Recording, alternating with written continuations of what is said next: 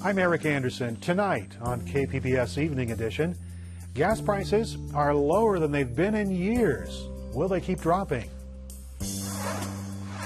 The state Supreme Court will consider a death penalty case from San Diego, but the death penalty itself is not the issue.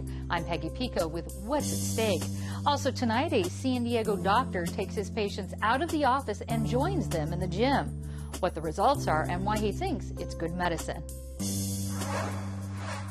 And a rare sight in San Diego today, a partial eclipse of the sun. KPBS Evening Edition starts right now.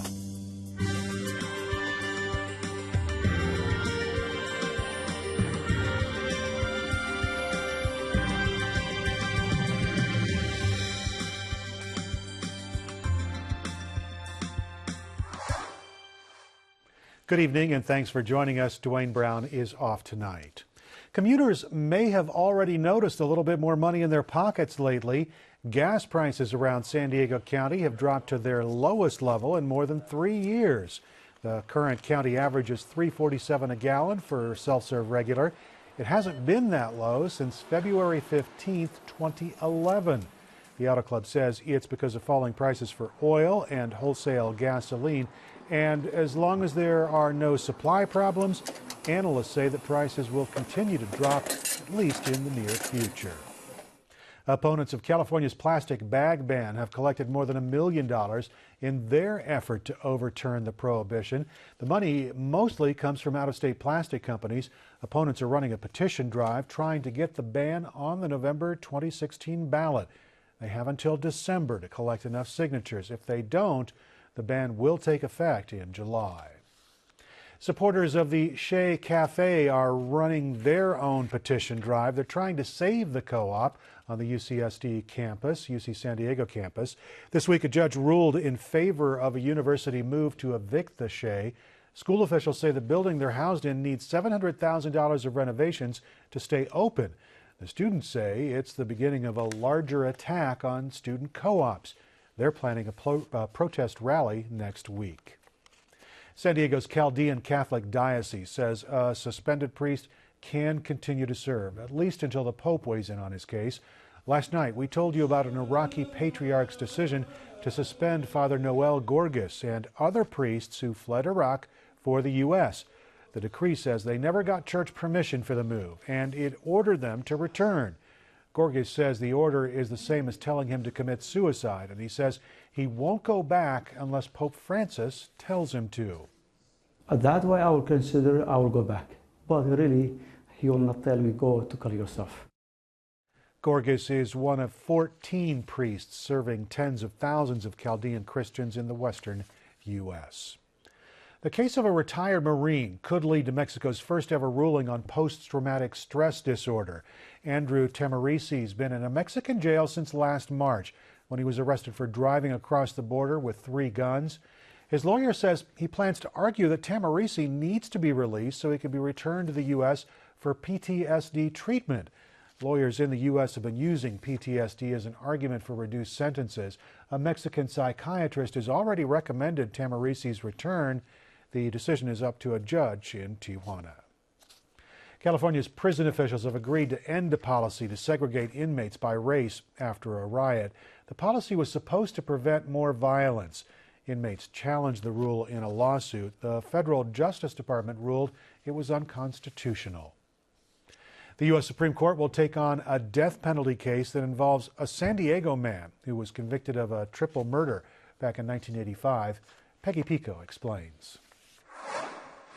The justices will not rule on the legality of the death penalty. Instead, they'll consider if a U.S. federal appeals court correctly overturned the conviction and death sentence for Hector Ayala, ruling he was denied a fair trial because of the absence of Black and Hispanic jurors. Here with What's at Stake are my guest, Alex Simpson, adjunct professor at California Western School of Law, and constitutional law attorney Dan Eaton. Welcome. Thank you. Thanks. Now, Alex, the 9th District Federal Appeals Circuit ruled that Ayala was denied this fair trial because of the makeup of the jury. Explain their argument.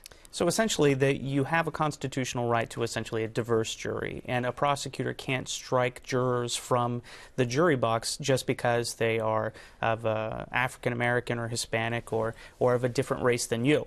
And so that was the challenge, was that the prosecutor in this case struck all of the people who are of African American or Hispanic, and left with an all-white jury.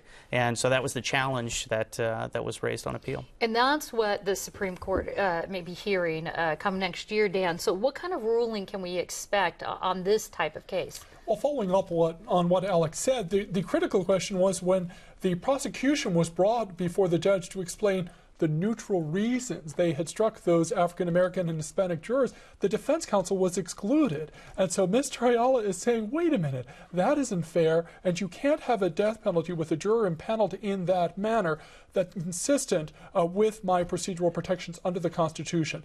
That is what is before the U.S. Supreme Court, as you said, not the validity of the death penalty itself. So do you have any idea of which way this ruling might go, or is it just for...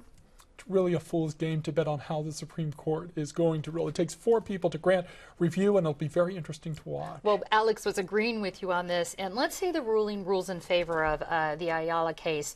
What would happen then? So if the United States Supreme Court comes down with a decision saying that the Ninth Circuit reversal of the death penalty in this case was okay, then that means that Mr. Ayala gets to be retried, or at least the prosecutor decides whether or not to retry the case. They don't have to, obviously, and they may not. This conviction happened in 1989. There may not be enough evidence at this point to re-prosecute and reconvict. Could he go free? He could. He could. Okay. Dan, the case brings to light the death penalty. It brings it back into the spotlight here. And this summer, a federal judge ruled that the state's death penalty law was unconstitutional. What were some of the reasons behind that ruling? Well, because the way California administers the death penalty is arbitrary, there are too many delays that are involved. Understand that since the death penalty was reinstituted in 1978, very few people have actually been executed, fewer than 20. And 63 have died of natural causes who have been sentenced to death. And it's because it is, as the judge's word, freakish as to who actually gets executed under California's death penalty law that it's inconsistent with the 8th Amendment prohibition on cruel and unusual punishment. Well, let's talk about that, Alex, because, first tell us how many condemned prisoners are there to death here in California, and what will this impact, or has it been, should I say, on those on death row? Are they on a stay? Nobody can be charged with executions. Explain that for us. Yeah, so there's a 700 and change people who are on death row in California. Dan's absolutely right. There's only been 13 who have actually been executed since 1978. So it's a very small number of people who actually are executed versus the large portion of people who are on death row and who either get their convictions reversed or die of natural causes. That's usually that's more likely what would happen if you're actually sentenced to death in California.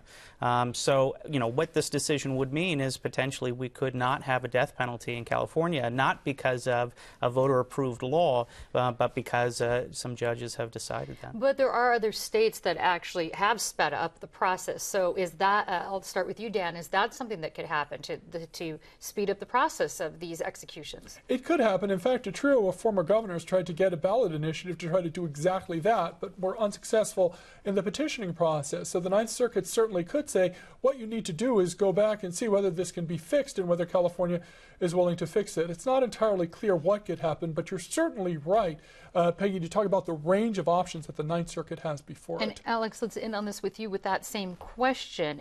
Is it possible that people could just speed up the process and thereby sort of eliminating this argument that it's cruel and unusual because they're waiting so long on death row? The problem with speeding up the death penalty is that it is inherently a dangerous proposition. What we have are people who have been wrongfully convicted who get out through DNA, for example, off of death row. And so if you speed up the process, you're speeding up the likelihood that there is going to be somebody who's innocent who's executed. All right, Alex Simpson and Dan Eaton, thank you very much. Thank you.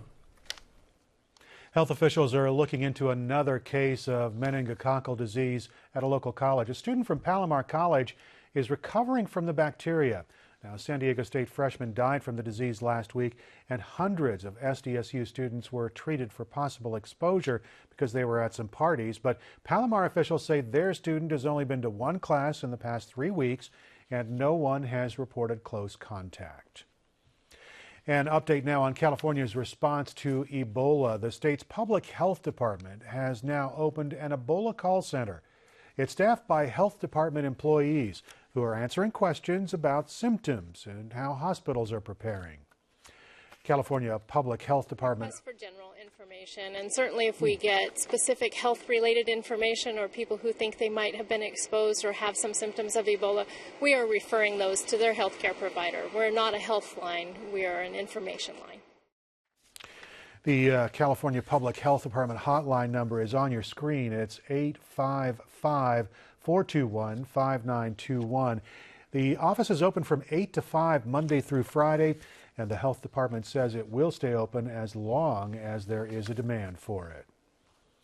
The Border Patrol says the number of deaths among migrants trying to cross the border has dropped to its lowest level in 15 years. Agents say that fewer migrants are taking their chances in the Arizona desert, and more are turning themselves into authorities in Texas when they get into trouble.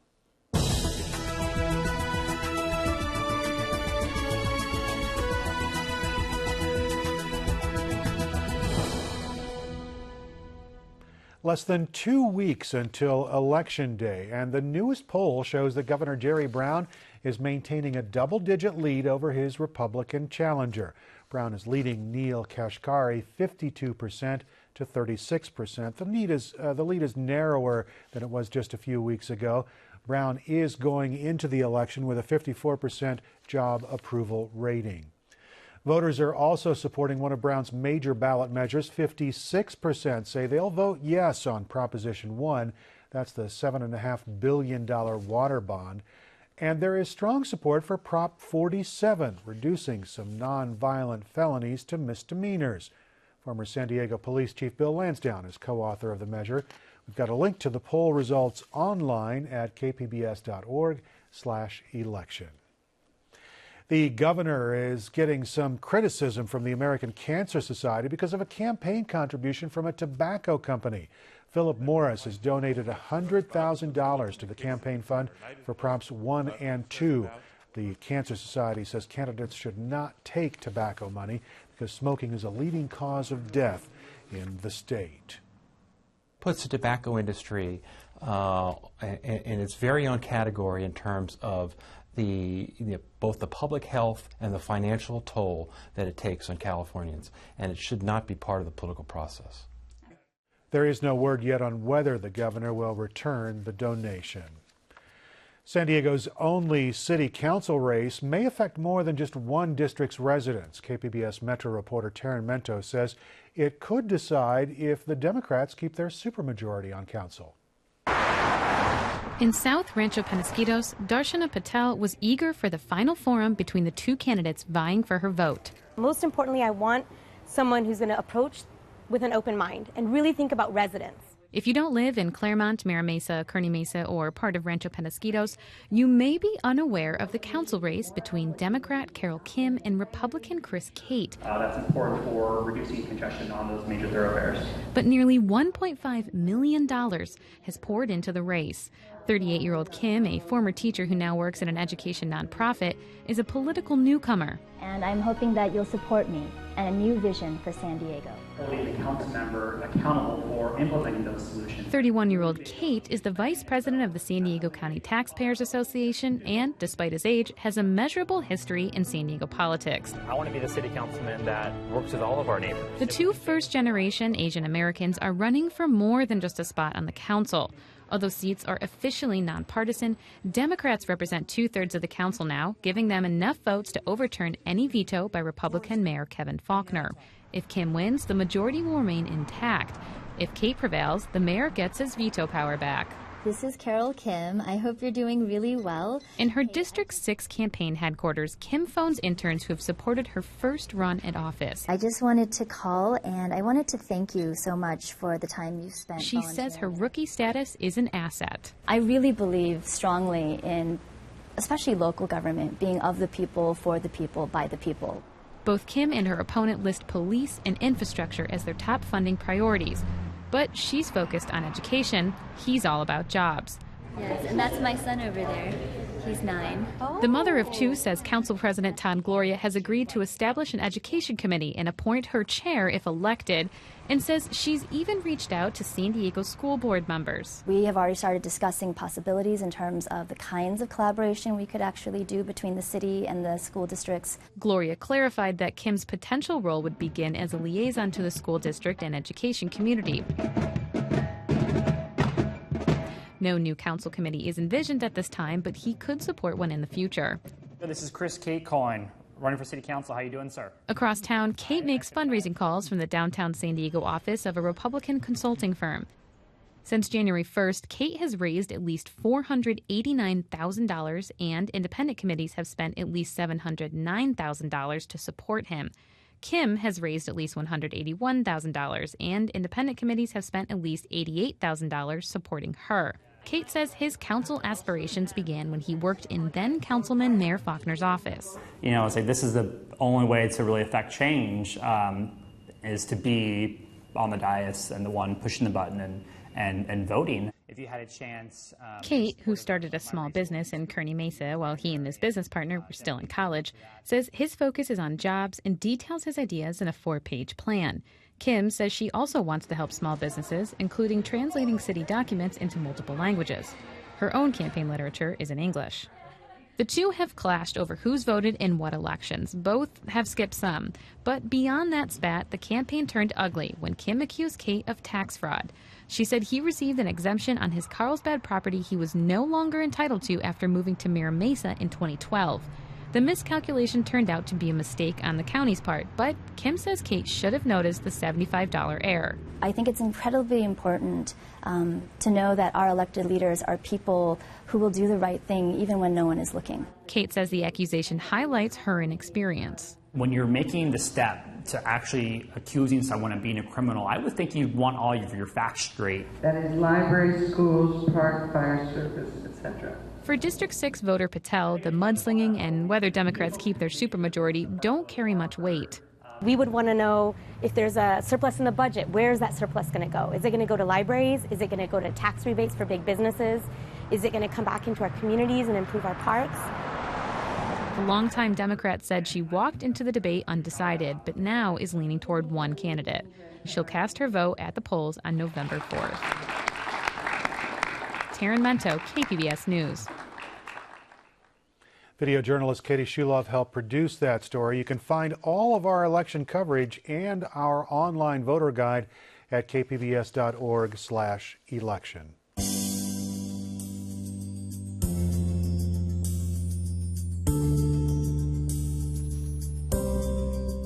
A San Diego doctor is seeing some of his patients in a gym instead of at an office. Peggy Pico takes a closer look at his different approach to medical intervention.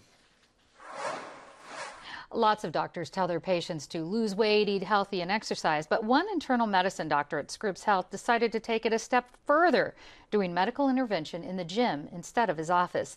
Dr. Dave Clayton, creator of the Clayton MD Total Health Program, is here to tell us how it works. And Paul Fanfara tells us what it's like from the patient's point of view. Welcome. Now, Dr. Clayton, why did you think this program was necessary, and what does it involve? You know, there's a couple of factors that led into me starting this program. And first is that when somebody comes to me looking for guidance on fitness and nutrition, I really have very few places to send them. And people are getting more and more frustrated by the fact that they're getting additional medications added every time they go to see the doctor. And these are for conditions that we know to be linked to diet and exercise, things like blood pressure, cholesterol, diabetes. So what I wanted to do was create a solution really for people who are dealing with these metabolic problems to take best practices, research-based techniques, and deliver it in the gym setting where people are spending most of their time trying to improve their health. And you actually meet your patients there? Absolutely, yes. I started this a couple of years ago, inviting patients out to the gym, and I've kept doing it ever since. And it's not just exercise, though. It also includes diet? 100%, yes. Okay. Paul, you were one of the first patients to participate in this program. Why did you decide to do it? I was really overweight, and just getting an increasing amount of medication each year as I was getting older. I was 67 at the time. And blood pressure going up, cholesterol going up, no matter what I did, except I wasn't eating well and I wasn't exercising at all. So it's changed your weight? How has it changed your health? Yeah, I've lost 45 pounds. I've dropped from a 40-inch waist to a 32-inch waist. And I've dropped several medications. So, what was it about the program that you think helped you most? Was it the exercise, the diet, some combination thereof? Well, I was told when I started that it would be 70% diet, 30% exercise, and I think that's fairly accurate in my case. And then once I lost the weight, it took about 14, 15 months. Then the exercise seems to kick in and keep you at a maintenance weight. So it's a combination that changes places as you go along. As it changes. Now, Dr. Clayton, who is this program for? What kind of patients, and who maybe should be also on traditional medication still? You know, I think about 70% or so of what we see in the office, what I see in my internal medicine office as problems, really comes down to diet and exercise. So those are the issues that this is for. And, you know, in your 20s and 30s, it's very easy to out-train your diet. And, you know, all we have to do is just restrict calories and we start to lose weight and feel better. It's when we hit our 40s, 50s, and beyond that you've really got to take a much more structured approach to diet and exercise, both for injury prevention and to achieve the best cardiometabolic health and to achieve improvement on the biometrics that we follow in the office, the blood pressure, cholesterol, diabetes. But this program, let's say if you have congestive heart failure or you have heart disease or you have, let's say, a stroke or arteriosclerosis, that would still need to be monitored by a medical physician. It's true, and this isn't acute care. This isn't cardiac rehab. What it is, it's really taking the place of where medicine right now leaves you off. So, you know, once we've discharged you from the hospital, once you've left cardiac rehab, or just simply once you've taken it upon yourself to change your life and improve your diet and exercise, healthcare really has nothing for you at this point. So what we do is we send you to another fitness facility and we say, good luck with that, come back in 6 months and let us know how it goes. So that's where it's different here. Now, Paul, you're 69 years old, I understand, and look terrific. What were your concerns when you were going to start this program? Primarily that I was going to get into another exercise program with a bunch of 20 and 30 somethings next to me, and you know, they kind of look over in the corner at the old fat guy and sneer, and you feel uncomfortable and awkward in that kind of setting. Dr. Clayton, though, provides a venue where you're in there with people in there from their mid-50s into their mid-80s. And we all have the same goals in mind. We're all trying to achieve the same things in terms of diet and exercise. And it's a friendly group. He keeps it friendly. There's a sense of comradeship. It's really not quite as competitive as the 20-year-olds maybe, perhaps. Exactly. Now, Dr. Clayton, how much does your program cost, and does insurance pay for it? So insurance doesn't cover anything that we do, and unfortunately right now your insurance covers very brief visits with your doctor, and I think it really just doesn't meet the needs that we're trying to fill. I see this as taking the place more of the structured physical fitness programs that insurance generally doesn't cover. So, you know, we go to group fitness classes, we go to yoga, we go to other places. So we charge $275 a month, which slots in less than a personal trainer and about what other group fitness costs. All right. Well, there's a lot more information on our website, kpbs.org. Dr. Dave Clayton and Paul Fanfara, thank you very much. Thank you. I'm Gwen Eichel. On the next News Hour, Matthew Broderick's back on Broadway with the comedy It's Only a Play. That's Thursday on the PBS News Hour.